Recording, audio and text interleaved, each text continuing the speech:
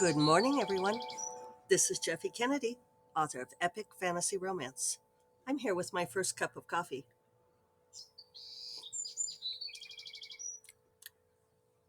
Delicious. Today is Monday, July 4th. Uh, 4th of July. Everywhere in the world, Independence Day in the U.S. it's it's one of those funny, maybe it's like an American centrism thing, but that we refer to it as 4th of July. Um, as if that's the name of the holiday when it's actually the date. You know how it goes. So, if you're not on video, I could tell you that I am wearing my red, white, and blue. Well, my skin is white. Uh, I'm wearing red and blue. Wearing my red chili pepper earrings. So, those are my special celebration of New Mexico. Very glad to be living in this state.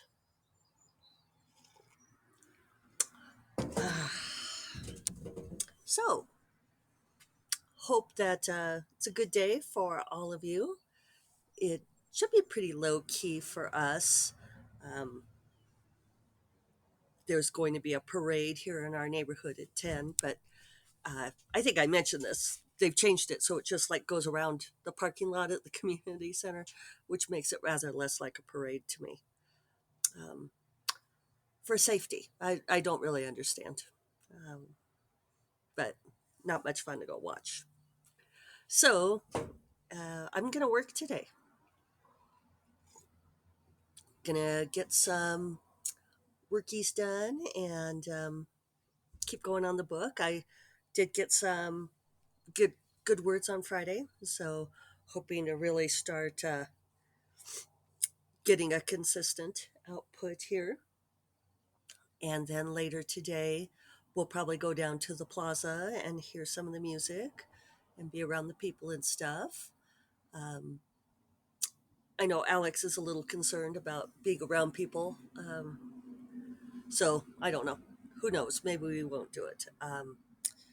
They are going to England week after next. So they want to be sure to stay join free until then. And I think it's funny. I even said to them last night, I said, but you're here now. You're here on vacation now doing a thing. And Alex said that the trip to England was very important to them. So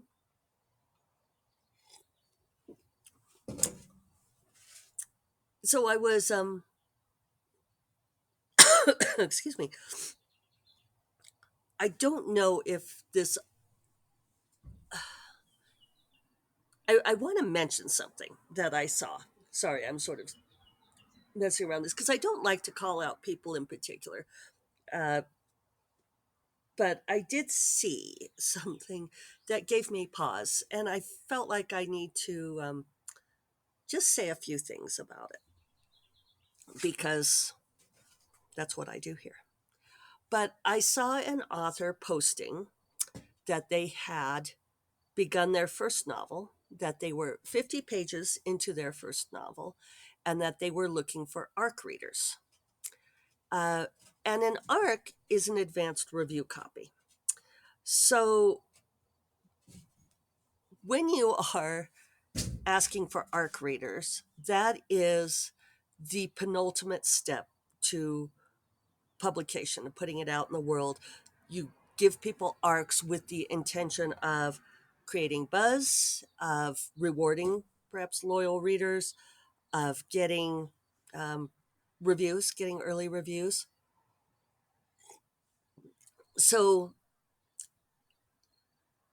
yeah, so an ARC is what you do when everything else is in place. And sometimes it can be last minute.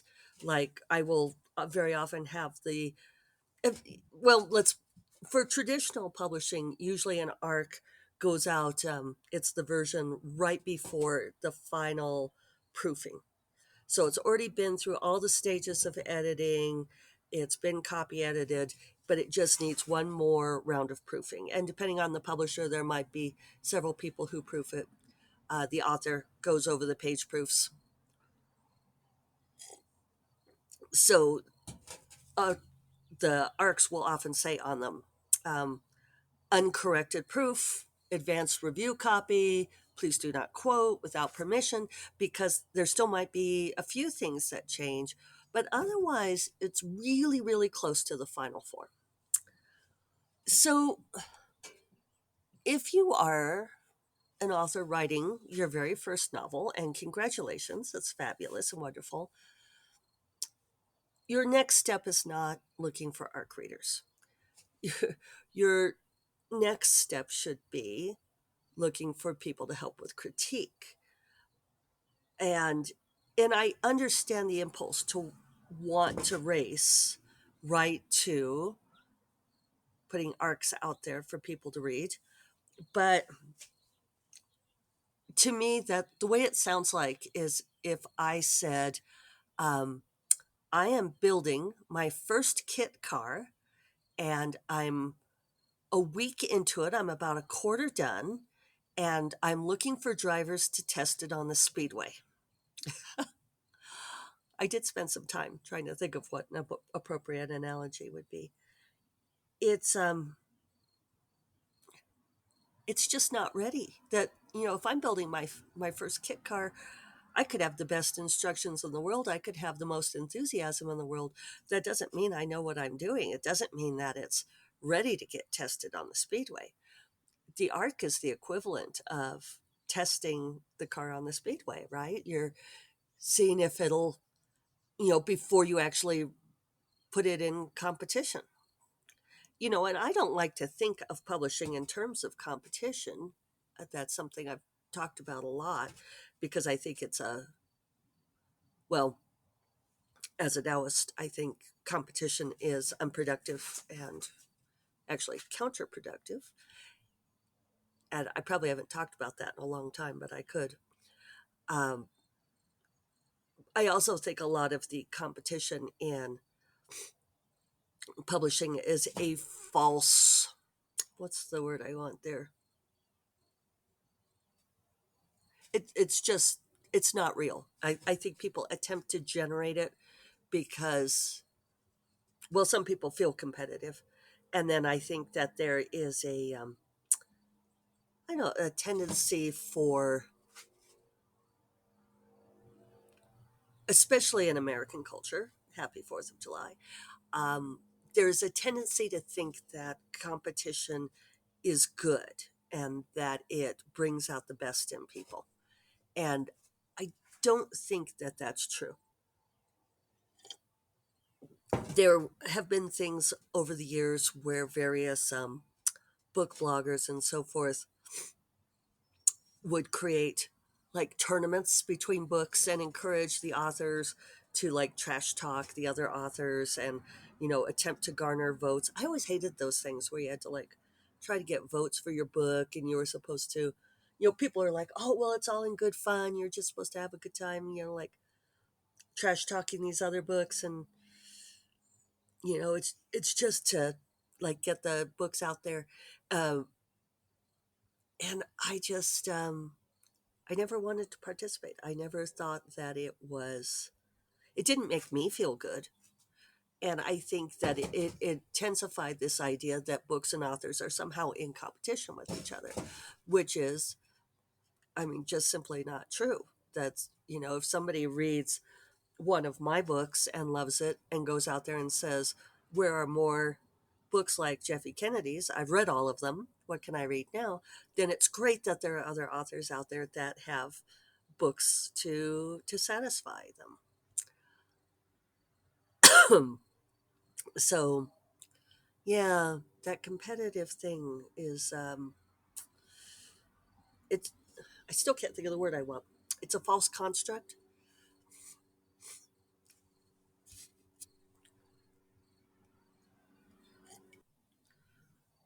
Here we go. I had to go blow my nose. TMI. Looks like my lipstick's still okay. I'm actually wearing lipstick since I'm doing Independence Day colors. So anyway, uh, we don't have to go down into the dregs on competition. But give your I understand the impatience. I understand the desire to get your book out there, to get people reading it. I realize that's a lot of the culture now with social media and getting feedback and all that kind of thing, that you really want that feedback. But if you're a new author, if you're writing your very first book, um, give your book a little bit of a chance, because when you well, if we're going to extend that analogy, if you are doing the equivalent of asking for race car drivers to take it out on the speedway and tell you, and they're going to put it through its paces, they're going to drive it as hard as they can. ARC readers are not necessarily going to be gentle with your first book, and that's a pretty harsh entry. um, Find people who would be willing to read it for you and give you feedback. Not beta readers. Critique. Look, ask for critique partners. Um, it's. I just think about some of my first efforts where I thought that I was so brilliant and I was so excited, and then I would read it over and be utterly deflated because it wasn't good. It wasn't what I wanted it to be. And you just have to get better. Um, and you get better by doing a lot of it, and by getting honest feedback, not reviews. Reviews aren't critique. Reviews aren't feedback. They're not supposed to be. So, all right, we'll leave that alone. um, I had fun yesterday. We went out to breakfast to the tea house and then walked around Canyon Road. And Kelly and Alex really liked seeing the galleries on Canyon Road. I knew that they would. We went and visited a couple of my favorite galleries. The Longworth Gallery, which has a lot of fantasy artwork. I thought it was funny because one of the artists that they were featuring heavily, um, they were really pushing the fact that it was metaphorical. Um, and they even had, like, the owner was encouraging us, or the manager, like the gal working there, was encouraging us to read these screeds on the sides of the paintings. And I know that I have been the one saying that I don't like paintings that are untitled, and people are like, well, that's because you're a word person, Jeffy. And it's like, yeah, but I still don't want that many words. um, I found the metaphorical art, I mean, it was very obviously metaphorical, and I wasn't quite sure why we needed to be taken by the hand and really hammered about here is the metaphor in my art. There has to be a balance there, right? I liked some of this artist's work, but a lot of it was just, I felt like, way too heavy-handed. I liked the simpler stuff. Um, but it was still really fun to see. I love going and looking at the fantasy artwork because it gives me ideas, and that's always great. And we went to another of my favorite galleries, Carol LaRoche, and so I brought out the postcard. Um, Isn't that great? Carol LaRoche does these wolves and other animals too.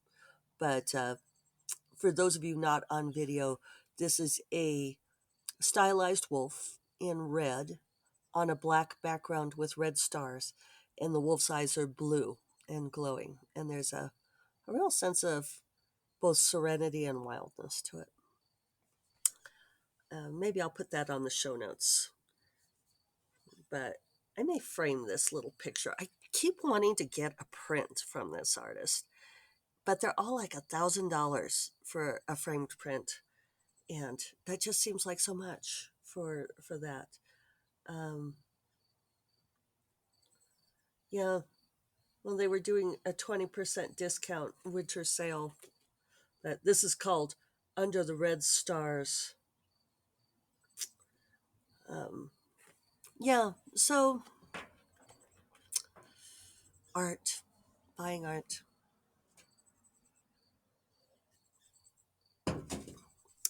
So let's see what else. I also saw a great at that same gallery that has the fantasy artwork. They carry some Michael Parks stuff, and they had a wonderful print of Michael Parks that was called Morning that I really loved the feel of. So that was fun to see. And yeah, so then, we walked around till early afternoon and then I dropped them off again. And I came home and I was virtuous and I uh, balanced the books and paid bills. And I still need to finish. I started crunching royalties and I need to finish crunching royalties.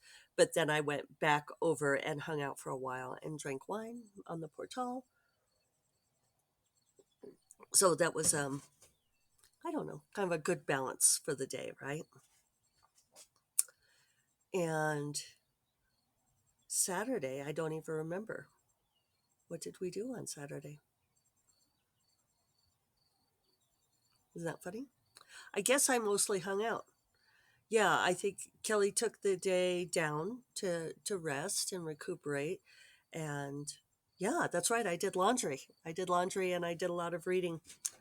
Um, Finished reading this book that was not as good as I wanted it to be. So here's, gosh, it's another example in that I like this author. This author has published several books so far, self published books. I found some of the previous books to be, I mean, they're just not quite gelled yet. And it's hard to explain sometimes why a book hasn't quite reached the point where, I don't know, where it's a keeper, where it's, you all know I hesitate to say things like assign qualities of good or bad to a book, but this author has a great premises. I really love how they set up the relationship between the lovers. I like the attendant fantasy world, but then it ends up being, I grow bored reading it because the one thing that I notice in a book that's not as gelled as I would like to see it is that the emotions, the emotional intensity don't seem to arise organically from the characters. And I think that some of that is just, again, writing more, spending that time writing, maybe getting the critique. But, when you get the character sort of exploding into rage or exploding into passion where it hasn't been built up. I read to I read to 78%, and it was sort of to the point where some of the romance had been uh, satisfied. Uh, they I'd gotten a couple of sex scenes. I'd been waiting for this author write sex well, so I'd gotten to that, but even then it just wasn't quite built up to, and I do try to turn off my editor brain when I'm reading for pleasure. So maybe if I read it again, I would find where it's not quite building up. But at that point, it started to feel like mostly set up for the sequel, and and I just wasn't invested. I just didn't care that much. There didn't feel like there was enough emotional tension there, enough suspense.